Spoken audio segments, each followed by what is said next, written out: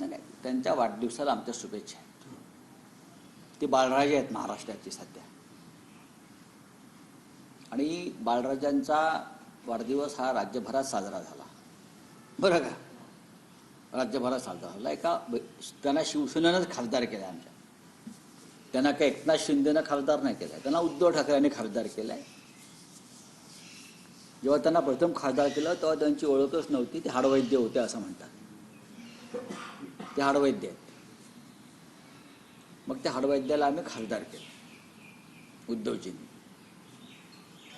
तेव्हा ते कल्याण डोंबिवली भागामध्ये खासदार आहेत. पण बाळराजे असल्यामुळे आता सध्या मुख्यमंत्र्यांचे त्यांचा राज्यभरामध्ये वाढदिवस साजरा केला. आमच्या इथं शुभेच्छा.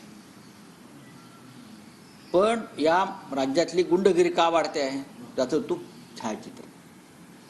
गुंडगिरीला कोणाचा राजाश्रय आहे आपण पहा. एक आमदार त्यांच्याच मतदारसंघात पोलीस स्टेशनात जाऊन गोळीबार करताय बाळराजांच्याच खास माणसावर. एका उपमुख्यमंत्र्याचे चिरंजीव पुण्यामध्ये कुख्यात गुंड्याच्या घरी जाऊन आशीर्वाद घेत आहेत. आपण पाहिला असेल. पुण्याच्या पालकमंत्र्यांचे उपमुख्यमंत्री चिरंजीव एका महान अशा गुंडांच्या दरबारात जाऊन त्यांना शुभेच्छा देत आहेत. विचारांचं आदान प्रदान झालं त्यांच्या. आणि काल बाळराजांच्या वाढदिवसाला तर गुंडांची फौजच होती असं मी पाहतो. ज्यात मी हे एकच छायाचित्र प्रसिद्ध केलं. अजून मी काही प्रसिद्ध करू आम्ही. पण हे जे महाशय आहेत हे कोण आहेत, त्यांची कर्तबगारी काय, हे आधी पुणे पोलिसांनी जाहीर करावं. हे महात्माचे भेटले आहेत. अभिष्ट चिंतन त्यांच्याबरोबर अख्खी टोळी होती ते वर्षा बंगल्यावर. त्यांच्यावरती बाळराजांनी काय जबाबदारी दिली आहे भविष्यातल्या निवडणुकांसाठी, आपल्या विरोधकांचा काटा काढण्यासाठी.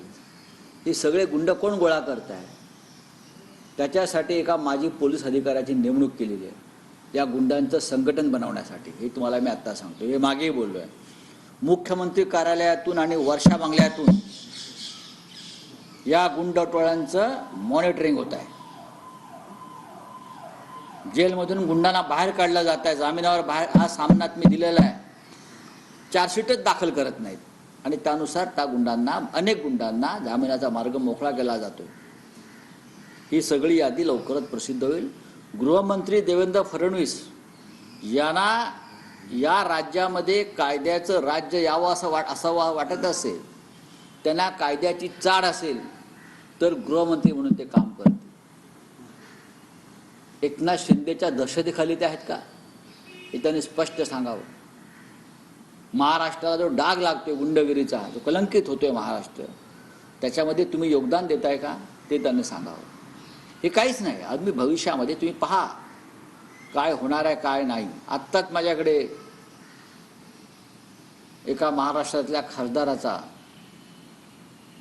एक भयंकर असा व्हिडिओ आलेला आहे.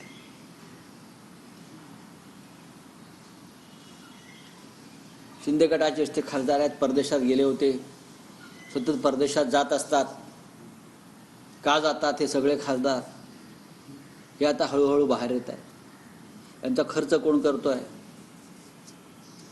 येईल ते बाहेर. आता पहा येईल, आता येईल. शिंदे गटाचं म्हणजे शिंदे गँगचं खरं चरित्र काय आहे लोकांसमोर येईल.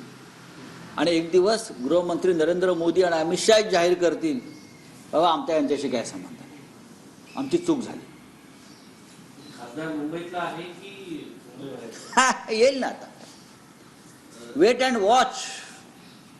उपमुख्यमंत्री अजित पवारांचे एक वक्तव्य कालपासून सर चर्चेत आहे. शेवटची निवडणूक म्हणून बारामतीत काही जण भावनिक आवाहन करतील, पण त्यांची खरंच शेवटची निवडणूक कधी होईल हे माहीत नाही. अजित पवार इतके निर्दय होतील असं मला वाटलं.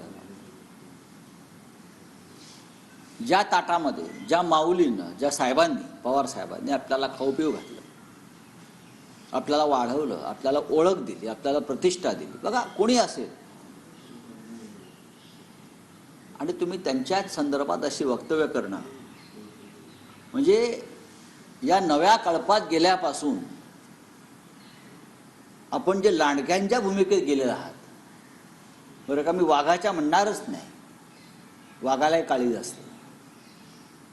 आपण ज्या लांडग्यांच्या भूमिकेत सगळे शिरलेले आहात, ही महाराष्ट्राची परंपरा कधीच नव्हती, संस्कृती महाराष्ट्राची कधीच नव्हती. माननीय शरद पवार यांच्याशी आपले राजकीय मतभेद असू शकतात, माननीय उद्धव ठाकरे साहेब यांच्याशी आपले राजकीय मतभेद असू शकतात, पण लक्षात घ्या, आज तुम्ही जे कोणी आहात, तुमची जी काही ओळख आहे, तुम्हाला जी काही प्रतिष्ठा आहे, तुम्ही जे काही सुखाचे 4 घास खाताय, तुम्ही आणि तुमचं कुटुंब, आणि तुम्ही जे काही कोट्यावधीची जी माया जमवून राज्य करताय, ते फक्त या नेत्यांमुळे करताय.